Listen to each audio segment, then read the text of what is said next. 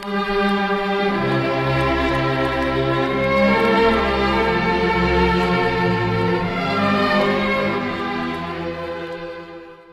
รัตและคณะในนโยบายบอชนาดระบอบไทยถวยตบัดแต่ประเทศไทยมีการบอชนาดดาวใบเจริญธนาดักนอมโดยประเทศกัมพูชีได้ก่อปนตายในประเทศไทยมีจำนวนคละในขนมนโยบายบอชนาด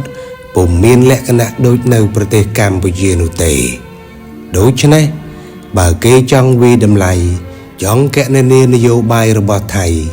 หรือจองเจ้าอัตโพลนโยบายระบอบไทยเกจำบัดเต่าตายกและคณะตั้งอ่อนนี้หมกตูตรวจขนมแก่แกนเนียข้างกราวนี้คือเชี่ยจรัดและคณะจำนวนประมวยจำนวนในนโยบายบอชนาระบอบประเทศไทยได้จำนวนคละเก็บปุ่มสังเกตเคยมีนโดยขณีตัวแต่ซอในขนมนโยบายบอชนาในขนมประเทศกัมพูชีตีมวยคือคณะปะนโยบายประเทศไทยมีนและคณะสาวตัวใบชีประเทศไทยมีนประวัติบอชนาแหวงรอโหดดอลจัดมือรอยชนะมอกหายกระไดหายกาบอชนาเต่าบานทัวจีเลิกดำบงเพลียมกล่าวพิกาทัวรถประหาโจกใจจีเลิกดำบงโดยชนะมวยปอนประมูล130 ปีหมกนู้ตายในขนมระยะเปล60 ชนะดำบงไถบางอ้อยเมียนกาบอชนาเป็นเล็งแต่ตัวปนอกหายเนี่ยนโยบายซีวิลได้บานกันอำนาจก่อสัตว์ในขนมระยะเปลใครได้คือเมียนตายจนหลอดชนะมวยปอนประมูล144ระหดดาวชนะมวยปอนประมูล147ปีนั่งจนหลอดชนะมวยปอนประมูล173ดาวชนะมวยปอนประมูล176ตายปนอกระหดดาวชนะมวยปอนประมูล188เติบไทยบางอ้อยเมียนกาบอชนาเมืองติดโดยเมียนกาโจรวมปีคณะปะนโยบายเป็นเล็ง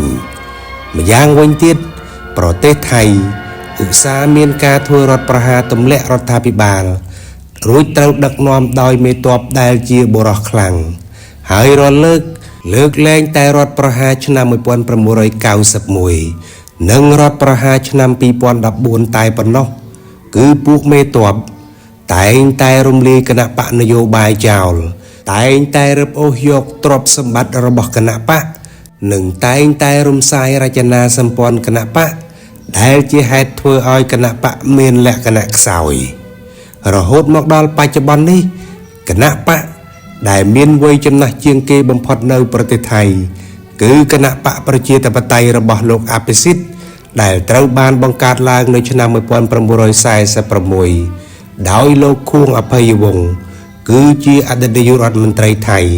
นั่งจีโกนประหารบสไลตรังขมายจงกรายในเขตบัดดำบองได้การนู้โลกควงอภัยวงศ์บานบังการคณะปะนี้จีมวยสมาชิกราชวงศ์ไทยคือมอมราชวงศ์เสนีประมูลแต่หมกดอลกาบอชนาชนำปีปอนใบกันลองหมกนี้คณะปะได้เมียนไว้จำนักเจียงเกบมพดนี้ก่อบ้านแทะโกดหมกในลำดับที่ปรำหายคณะปะได้กำปงกรอบระดับนโยบายไทยปัจจุบันคือสดตายเจียคณะปะได้เติบแต่บังการสมัยกรอยตายปนกโดยเจียคณะปะประชาชนได้บำไลคลุนเจียบรรทบจังปีคณะปะอนาคตใหม่ได้เติบแต่เมียนสกรรมเพียบบอชนาคลังในชนำปีปอนดับประมูลคณะปะเพื่อไทยได้เติบนึ่งบังการชนำปีปอนประใบคณะปะรวมไทยสร้างชาติได้เติบนึ่งบังการลางชนำปีปอนภัยมวยนึ่งคณะปะภูมิใจไทยรบโลกนายกรัฐมนตรีอนุทินชาญวีรกูลได้เติบแต่บังการในชนำปีปอนประใบนี้ตายปนนอโดยซาแต่คณะปะนโยบายไทยพิจารณาสดแต่เมียนไว้เขมร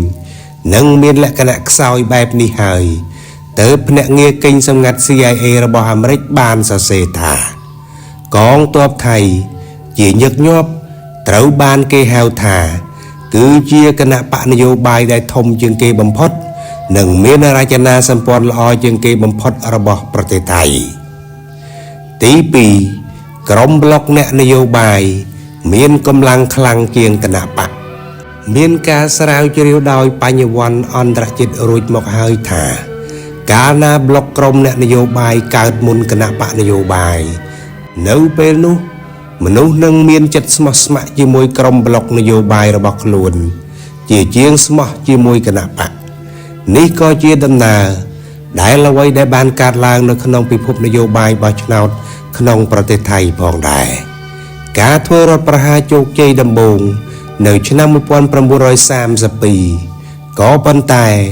រហូតទាល់តែដល់ឆ្នាំ1946ទើបថៃមានច្បាប់ឲ្យបង្កើតគណៈបកនយោបាយនៅមុនឆ្នាំ1946មកនោះអ្នកនយោបាយរបស់ថៃប្រមូលផ្ដុំជាប្លុកក្រុមនៅជុំចិត្តមេដឹកនាំសំខាន់មួយចំនួនដូចជាប្រាយាផាហ៊ុនលោកព្រីឌីភ្នំយងលោកភីប៊ុនសង្គ្រាមនិងលោកខួងអភ័យវង្សជាដើមប្លុកក្រុមអ្នកនយោបាយបែបនេះក៏នៅតែបន្តក្តាប់ឥទ្ធិពលក្នុងឆាកនយោបាយរបស់ប្រទេសថៃរហូតមកដល់ពេលបច្ចុប្បន្ននេះជួនកាលបកដឹកនាំរដ្ឋាភិបាលព្យាយាមចរចាអូសទាញផ្ដាច់យកក្រុមប្លុកអ្នកនយោបាយមកពីបកផ្សេងណាមួយដើម្បីបង្ក្រប់បង្កើតរដ្ឋាភិបាលចម្រុះរបស់ខ្លួនចំណែកឯអ្នកនយោបាយដែលក្តាប់តំណាងរាស្ត្រនៅក្នុងប្លុកក្រុមរបស់ខ្លួនបានគឺអាចយកឥទ្ធិពលនេះទៅចរចាយកតំណែងក្នុងគណៈរដ្ឋមន្ត្រីដើម្បីបំពេញផលប្រយោជន៍ឲ្យក្រុមប្លុករបស់ខ្លួនឧទាហរណ៍នៅឆ្នាំ2023ពេលបង្កើតរដ្ឋាភិបាលចម្រុះរបស់ខ្លួនក្រៅពីបបួលគណៈបកផ្សេងនានាមកចូលរួមនោះគណៈបកភឿថៃរបស់ត្រកូលស៊ីនវ៉ាត់ក៏បានអូសទាញផ្ដាច់យកប្លុកក្រុមអ្នកនយោបាយមួយក្រុមមកពីគណៈបកផាឡាំងប្រជារដ្ឋដែលស្ថិតនៅក្រោមឥទ្ធិពលដឹកនាំរបស់លោកធម្មនាថព្រំផៅដោយឲ្យតំណែងលោក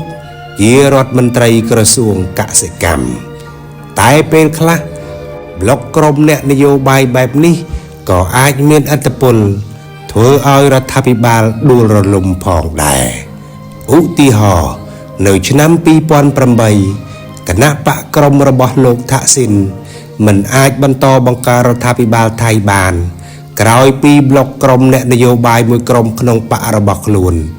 ដែលដឹកនាំដោយលោកនេវិនឈិតឆប់បានបំបីខ្លួនរួចដឹកនាំប្លុកក្រុមអ្នកតំណាងរាស្ត្រទាំងនេះឲ្យទៅបោះឆ្នោតគាំទ្រលោកអភិសិទ្ធវេជ្ជជីវ៉ាឲ្យក្លាយជានាយករដ្ឋមន្ត្រីថ្មីមកពីគណៈបកប្រជាធិបតេយ្យទៅវិញនៅពេលនោះលោកថាក់ស៊ីនបានចោទលោកនេវិនឈិតឆប់ដែលជាមនុស្សចំណិតរបស់ខ្លួនមកនោះថាជាមនុស្សក្បត់ទី3ការក្តាប់អំណាចនយោបាយផ្ដាច់មុខនៅតាមខេត្តរបស់ត្រកូលមួយចំនួននៅតាមខេត្តមួយចំនួនរបស់ថៃបុគ្គលជាអ្នកនយោបាយខ្លះមានបណ្ដាញដែលជះឥទ្ធិពលខ្លាំងណាស់លើជីវិតនិងទឹកចិត្តរបស់ប្រជាជននៅក្នុងខេត្តរបស់ខ្លួនរហូតធ្វើឲ្យវង្សត្រកូលរបស់ខ្លួនអាចក្តាប់អំណាចនយោបាយលើសលប់នៅក្នុងខេត្តនោះក្នុងស្ថានភាពបែបនេះគណៈបកផ្សេងតែងតែពិបាកក្នុងការបោះជំហានឈានជើងចូលប្រកួតនៅក្នុងដែនដែលមានទម្រង់បែបនេះដូច្នេះហើយទើបគណៈបកទាំងឡាយដែលចង់ឈ្នះឆ្នោតដឹកនាំរដ្ឋាភិបាលនៅទីក្រុងបាងកកតែងតែមកតាក់ទងបុគ្គលទាំងនេះដើម្បីបានសិលឹកឆ្នោតនៅក្នុងខេត្តបែបនេះហើយទោះបីជាបុគ្គលនោះបានផ្លាស់ប្ដូរទៅគណៈបកណាក៏ដោយសញ្ញាបត្រឆ្នោតរបស់ប្រជាជនថៃក៏នៅតែរត់ទៅគាំទ្រពួកគេដដែលការក្តាប់អំណាចនយោបាយក្នុងខេត្តលើសលប់បែបនេះមានដូចជាត្រកូលឈិតឆប់នៅក្នុងខេត្តប៊ូរីរ៉ាំត្រកូលធានថងនៅខេត្តស្រះកែវត្រកូលខុនភ្លើមនៅខេត្តឈុនបុរីនិងត្រកូលសិល្បៈអាចារ្យដែលនៅខេត្តសុផាន់បុរីជាដើមបើប្រៀបធៀបនឹងបរិបទនយោបាយស្រុកខ្មែរគេពុំអាចសង្កេតឃើញមានករណីបែបនេះទាល់តែសោះឧទាហរណ៍